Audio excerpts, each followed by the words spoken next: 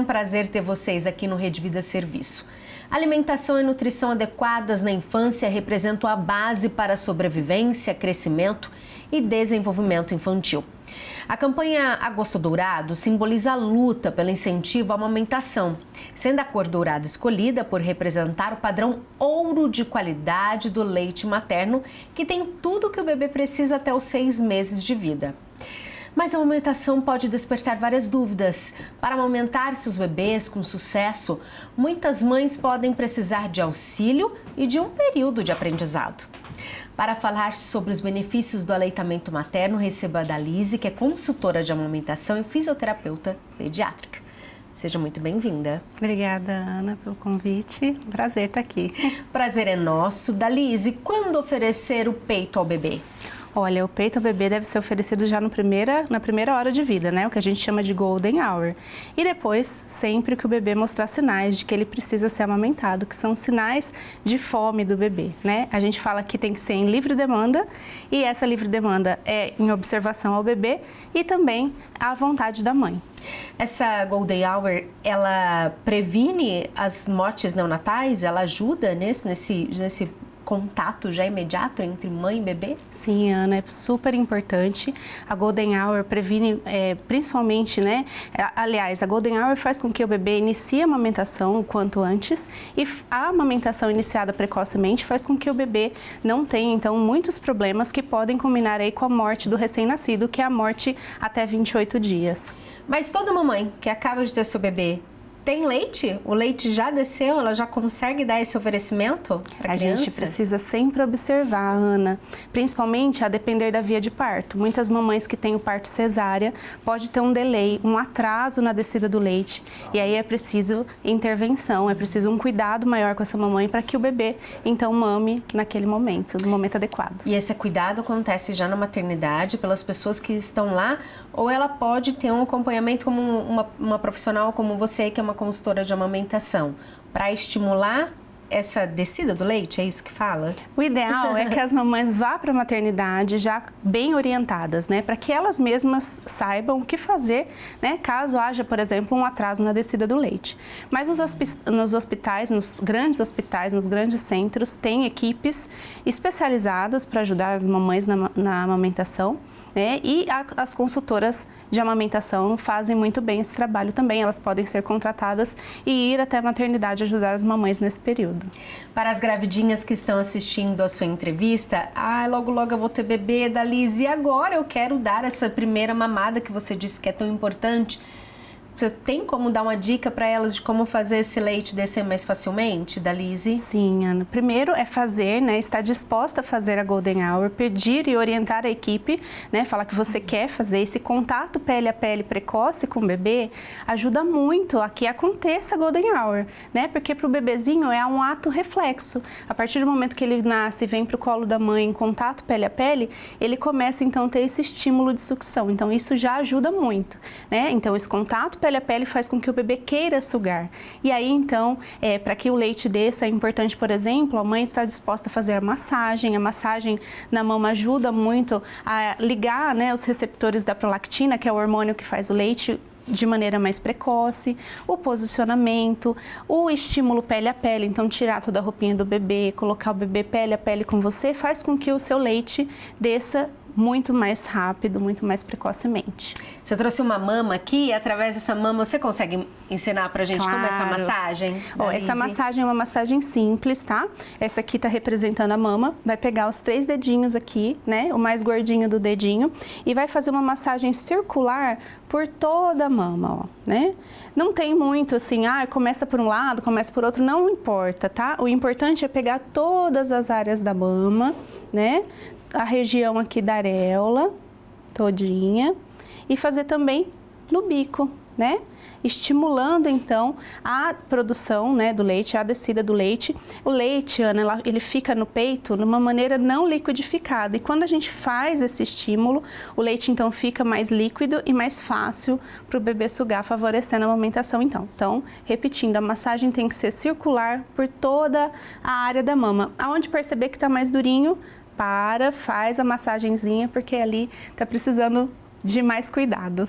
Você falou pra gente que o bebê dá sinais que ele está com fome. Quais são esses sinais? Porque nasce uma criança, nascem inúmeras dúvidas, inseguranças e ansiedades. A gente pode pensar em sinais precoces, onde o bebê acorda e começa a fazer um esboço que quer mamar. Ele começa a procurar, virar o rostinho, abrir a boca. E os sinais vão se intensificando com o passar do tempo. Então, dos sinais precoces, a gente pode passar então para os sinais tardios, que aí o bebê começa a chorar de maneira ininterrupta, né? Começa a se agitar, que a gente chama de agitação psicomotora, e aí, antes de amamentar, o bebê precisa ser acalmado. Então, o ideal é que nos primeiros sinais, quando o bebê acorda, começa a procurar, virar a boquinha, abrir a boquinha de ladinho, o peito já seja oferecido para que ele consiga mamar de uma maneira mais tranquila. Depois que ele apresenta os sinais tardios, onde ele já descompensou, já está muito agitado, é importante primeiro acolher para depois levar o bebê ao peito para mamar. Analise, tem uma frequência, dependendo do tamanho, da idade do bebê, que ele procura mais, que ele precisa mais de uma amamentação mais frequente? Os bebezinhos recém-nascidos, eles mamam com mais frequência do que os bebês maiores, né? É importante, a gente fala de livre demanda, a livre demanda tem a ver com esses sinais que o bebê dá, mas em alguns casos, Ana, o bebê não dá sinal, ou porque ele está numa hipoglicemia, ou porque ele está num estado de sonolência muito profundo pós-parto. Então, a livre demanda tem a ver com essa orientação da mãe também. Então, a gente não deixa passar muitas horas, por exemplo, um bebezinho recém-nascido até 28 dias, a gente não deixa passar mais que 2 horas e meia, 3 horas, sem que o bebê venha ao peito e seja estimulada a amamentação. Já que a gente está falando desse bebê que vai ser amamentado, você já ensinou como estimular a descida do leite? Como é a maneira correta de amamentar a criança? Para que ela não tenha refluxo, para que ela não tenha cólica, para que não aconteça da criança engasgar. Sim, porque é muito comum a gente ver nos noticiários de crianças que engasgaram ao ser amamentadas. Então, tem uma maneira correta para fazer isso, Dalise? Sim, o importante é sempre a gente cuidar do posicionamento, tanto da mãe quanto do bebê. Então, o posicionamento correto da mãe é uma posição ereta. E aí a gente tem que tomar cuidado porque muitas poltronas de amamentação são poltronas reclináveis. E aí, quando a mamãe reclina, ela reclina também a mama, o bebê acaba saindo da postura, né? Então, quando a mãe reclina, acaba perdendo a postura do bebê. Então, é importante que a mãe mantenha uma postura ereta. Coloca uma almofadinha, igual está na nossa poltrona aí, na nossa poltrona, uma almofada, para deixar as costas retinhas. Isso. No começo é mais difícil, principalmente para aquelas mães que fizeram cesárea, mas é o mais reto possível, tá, Ana? E o bebê também. Então, o bebê em inclinação, tá? Ele tem que ter uma inclinação, ele não pode ficar reto, deitado. Então, levemente inclinado. Ele tem que ficar barriga com a mamãe e a boquinha dele, Ana, tem que ficar aqui perpendicular ao bico. Tá?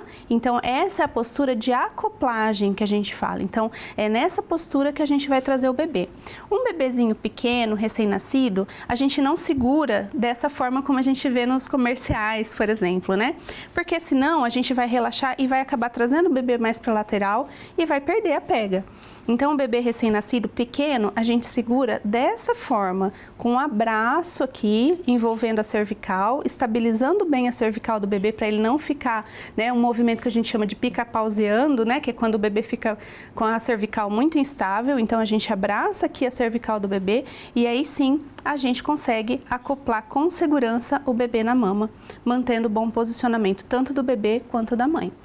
Fez isso, qual o próximo passo? Aí a gente vai olhar então para a postura de acoplagem da mama. Eu trouxe aqui minha boquinha, que vai representar a boquinha do bebê, né? Deixa eu colocar ele aqui pra você. É super importante a gente observar como é feita essa pega, né? Esse plug no seio da mãe, né? Então é importante que essa acoplagem ela aconteça de baixo para cima. Né? Então, o bebê vai estar posicionado, a acoplagem vai acontecer de baixo para cima, para que, por exemplo, também não haja lesão no mamilo. Quanto mais areola entrar na boquinha do bebê, né, que a gente chama sucção de ativação profunda, menor a chance de lesão, menor a chance de dor e muito mais leite o bebê vai conseguir tirar da mãe, porque os ductos mamários ficam nessa região e não no bico. Então, é super importante que o bebê faça uma pega profunda na mama. Essa pega errada que causa rachadura? Isso. Sangramento? A maioria das vezes a gente vê que o bebê está pegando só no bico, né? Ou muito anteriorizado aqui. Então, quando o bebê pega muito anterior, a chance dele trazer esse bico para uma região aqui da boquinha do bebê que chama palato duro é muito grande. E ali acontece um maceramento. Então, é importante que o bebê pegue um pouco mais de areola para que fique confortável para a mãe. Mas o que causa muitas vezes lesão também, Ana, é que o bebê pode apresentar algum grau de disfunção na boca.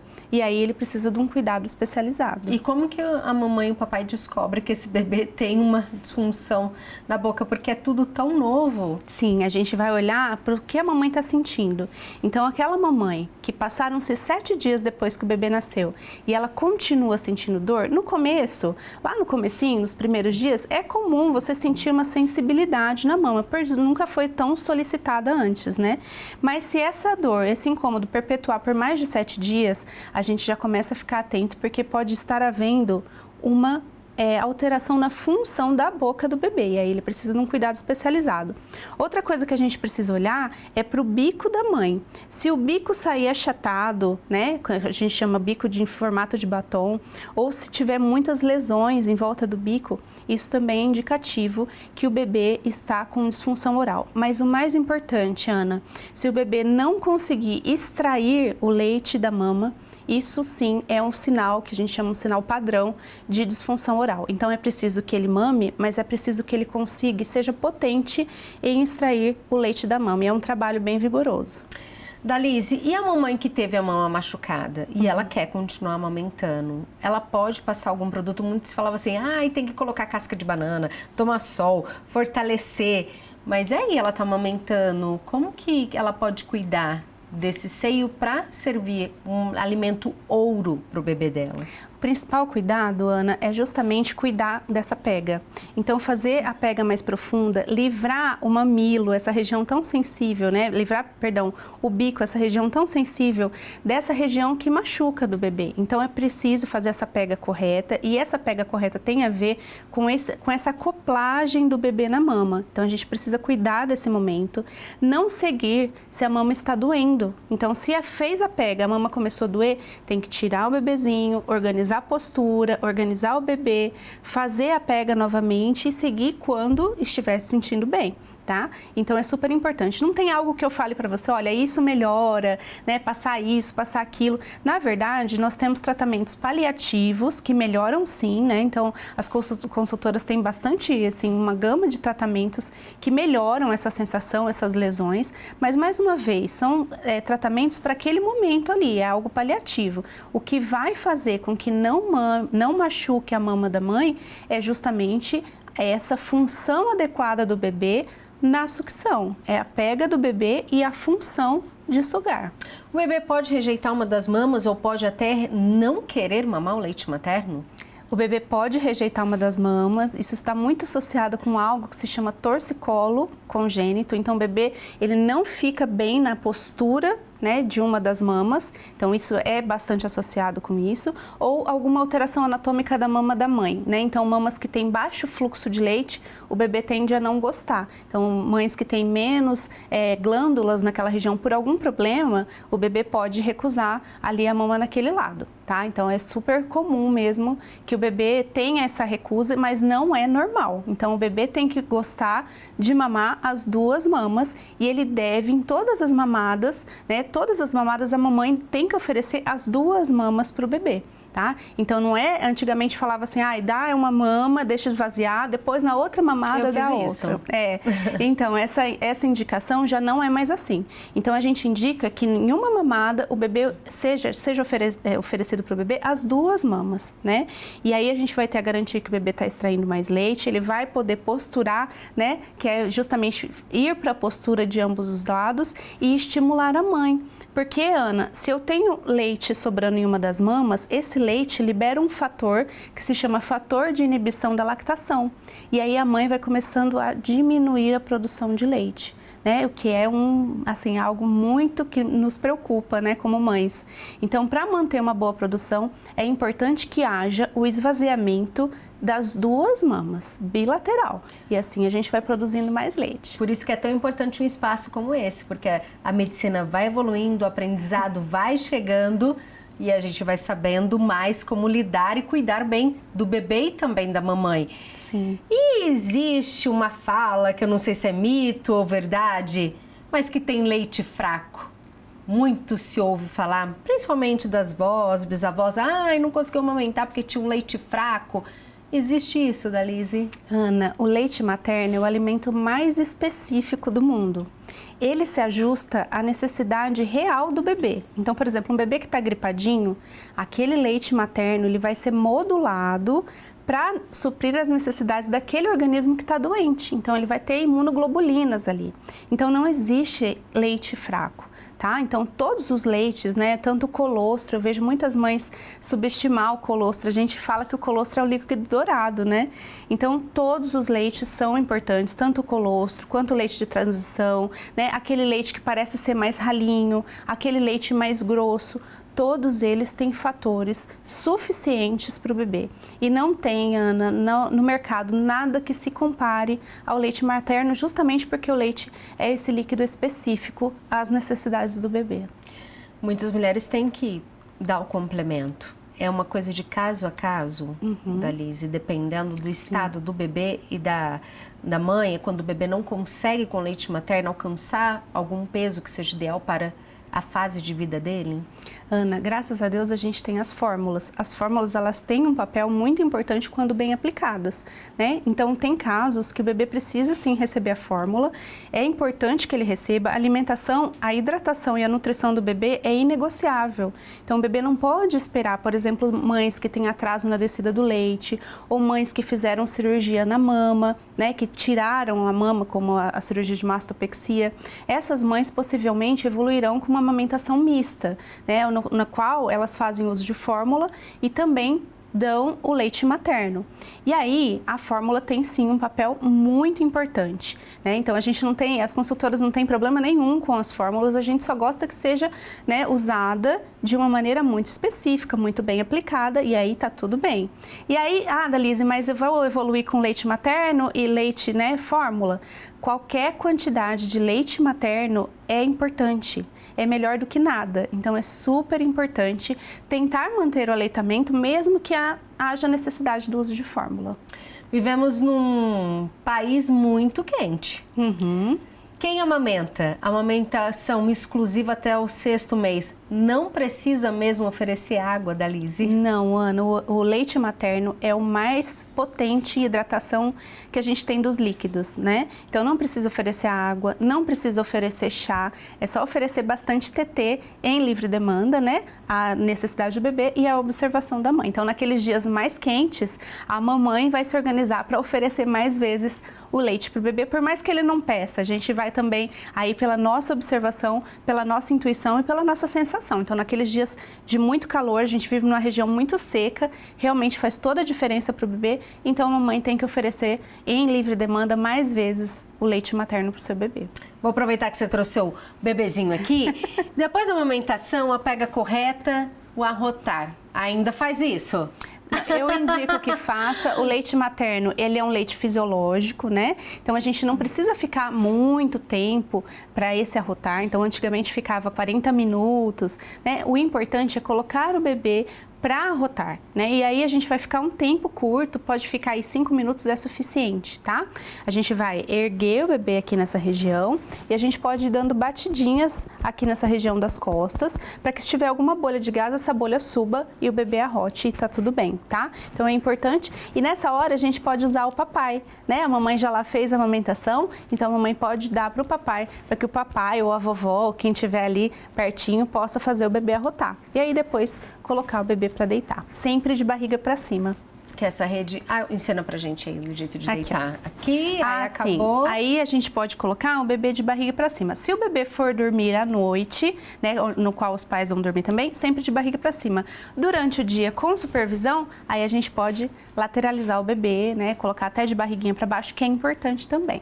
Você falou da livre demanda, mas criança precisa de rotina. Tem como ter uma livre demanda, mas também manter uma rotina para que a criança já vá se acostumando quando é dia, quando é sol, quando é noite, quando é tarde, no ambiente da casa. É importante esse bebê, mesmo tão novinho, ser inserido a essa rotina familiar? Sim, Ana, super importante. Eu falo que é muito importante a gente manter para o bebê a sensação do que é dia e do que é noite, principalmente para o bebê ir maturando o sistema de sono, porque o bebê não nasce com esse sistema de sono e vigília pronto. A amamentação ajuda muito, porque esses hormônios, né? Porque esse sistema de sono e vigília é a base de hormônios. E esses hormônios, a partir do leite, vai passando para o bebê. Então, a amamentação ajuda e aí a gente tem que colocar essa rotina, sim, para o bebê, mas não algo engessado e fixo. Né? Um bebezinho não funciona assim. A gente tem que colocar como uma sequência de eventos. Então, a gente troca a fralda, depois a gente dá o mamar, depois a gente tem o tempo de brincar, depois tem o soninho e assim a gente vai repetindo. E o bebê vai entrando nessa rotina do que é dia e do que é noite. De dia a gente deixa tudo aceso, o movimento da casa continuando normal. À noite não. À noite a gente cessa os estímulos a partir do pôr do sol para que o bebê possa ir formando, então, esse círculo hormonal que ele vai ter, então, para ele ter uma noite de sono tranquila mais para frente. Vamos falar dos alimentos? Vamos lá. Tem alimentos que são vilões, que podem, através do mamar, fazer com que a criança tenha indisposição, tenha cólica, tenha gases? Ana, é recomendado que a mãe não consuma muito cafeína e alimentos que contenham cafeína, né? O indicado é que a mãe tenha, então, uma dieta balanceada, porque todos os micros e macronutrientes vão para o bebê, né? Então, essa dieta precisa ser muito cuidada, muito balanceada. Muitas vezes é preciso repor micro e macronutrientes nessa fase de puerpério, que é bem crítica, né? Porque a mãe perde muito nesse momento. E aí, essa alimentação tem que ser cuidada. Então, não pode tomar café demais, não pode tomar refrigerante, não pode tomar bebida alcoólica, nem as bebidas zero álcool, porque aqui no Brasil, mesmo as zero álcool, elas possuem uma dose mínima de álcool e o bebê não pode ter acesso a nada de álcool. Do resto, a mamãe pode comer de tudo um pouquinho, na medida, né, do que for saudável. Pode comer feijão, pode comer um tiquinho de chocolate, não muito, não pode exagerar, porque tem cafeína no chocolate também, né? Então, os alimentos saudáveis pode comer tranquilamente. Aquela comida de verdade que a gente sempre fala aqui. Isso. Mas tem alimento que ajuda na produção do leite, como a famosa canjica? Ou é só afetivo? Isso. A canjica, na verdade, quem faz a canjica para a mãe da criança, geralmente é a mãe. Então, quando a mãe chega, ela dá todo esse suporte afetivo, né? Todo esse carinho para a mãe e aí é muito atribuído à canjica em si, mas na verdade é todo um contexto que está acontecendo de acolhimento para aquela mulher naquele momento, né? Que é o puerpério, que é muito difícil. Então, aí a mãe consegue relaxar, né? Porque a gente tem algo na amamentação que é a parte mental da produção do leite materno. Então, quando a mãe da mãe chega, né? Geralmente com a canjica ou alguém muito querido, então a mãe consegue relaxar e comendo a canjica ali, né, naquele momento ela acaba tendo a sensação que produz mais leite, mas é pelo efeito mental desse acolhimento, né? Então, rede de apoio é importantíssima para essa mamãe. Sim, importantíssimo, Ana. Nem todas têm, né, e nem isso não pode ser algo assim que a gente use como, não vou ser boa mãe por conta disso, né? Nem todas têm acesso à rede de apoio, mas a rede de apoio, sim, traz esse calor humano, traz esse acolhimento para esse momento de adaptação, né, Ana? Porque uma mãe aprendendo a cuidar de um bebê aprendendo a mamar, um pai aprendendo a cuidar dessa mãe. Então, realmente faz bastante diferença na vida da mulher. Dalise, esse vínculo mãe-bebê acontece de imediato? Ana, nem sempre. Não é em todos os casos que esse vínculo acontece de imediato. Muito tem a ver com a história da gestação dessa mulher, né? Então, depender de como foi essa gestação, como foi esse parto, muitas vezes esse vínculo é quebrado por muitos motivos. A amamentação é um fator, além de todos os benefícios que a gente fala, né, nutricionais, mas é um fator de criação de vínculo. Então, quando a mulher amamenta, ela ressignifica muita coisa ali naquele momento. Então, a amamentação ajuda até nesse fator de criação de vínculo, independente da circunstância que tenha acontecido antes. Nosso programa está chegando ao fim. Deixa um recado para quem está assistindo a gente. que você falou tão bem sobre a amamentação, vínculo, rede de apoio, mas talvez uma palavra vai tocar uma mamãe que precisa tanto desse carinho neste momento. Sim, eu oriento vocês, quem tem vontade de amamentar, né, para que busque informação do porquê é importante amamentar, né? A gente sabe que amamentar tem fatores de benefício, tanto imunológico, nutricionais, vínculo afetivo. Então é importante saber o porquê você vai fazer aquilo para que você tenha resiliência para passar pelo processo.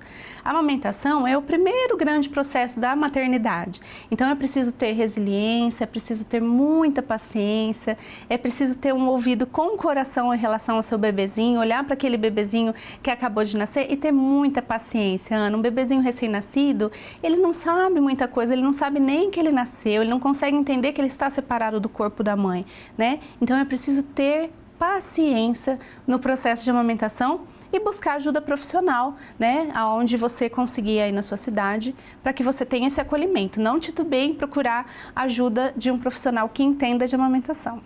Obrigada, Dalise, por você estar aqui. A Dalise deixou o bebezinho, Dante, de 6 meses. 6 meses. 6 meses para vir aqui dar a entrevista, falar do poder desse leite, poder acolher tantas mamães que estão assistindo a gente nesse momento. Muito obrigada. Eu que agradeço, Ana. Obrigadão. Aprendemos que são vários os benefícios da amamentação, mas se por algum motivo você não conseguir, fique em paz. O laço entre mãe e filho são eternos. Aproveite cada momento. Fiquem com Deus. Até mais. Tchau, tchau.